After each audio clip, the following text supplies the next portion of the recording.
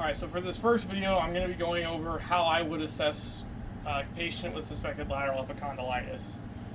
So just doing some palpation of the elbow joint. First, I would be palpating for the lateral epicondyle, which is that large bony prominence on the lateral aspect of the elbow. And then moving just distally, I'd be able to assess for the common extensor tendon, which I can feel right here. I can feel that nice stringiness. And if I move perpendicular to it, I would be able to reproduce any symptoms of any suspected lateral epicondylitis. For range of motion, I can do some active wrist extension, as these muscles are the main wrist extensors, and then maybe some supination as well, because they're also secondary supinators.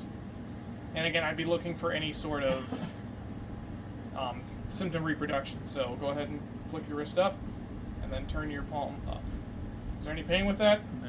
Alrighty, good to hear.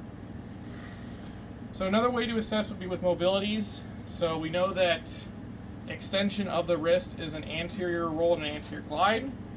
So what I could have the patient do is just hold steady, and I perform an AP mobilization, and then just see if that reproduces any of those symptoms. If it doesn't, that's good to hear. And with the elbow joint, I could also do some AP assessment on the humeral ulnar joint. That's the primary joint for extension, because it is affiliated with those joints. And then some special tests we could do. The first is the Cosen's test. So I would have my patient neutral and his hand pronated, and then it's just a simple MMT of pushing him into shoulder or into elbow flexion, and he'll be pushing into elbow extension. So push into my hand. And with that, I'd be looking for any sort of symptoms. And then just for good measure, push into my hand. Again, assessing for any kind of symptoms. And then the other is the Mills test, where essentially I'm going to be putting that common extensor tendon on a stretch.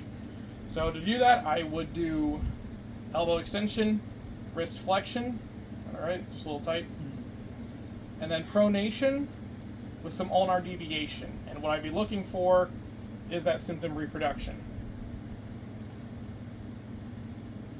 That tender? There.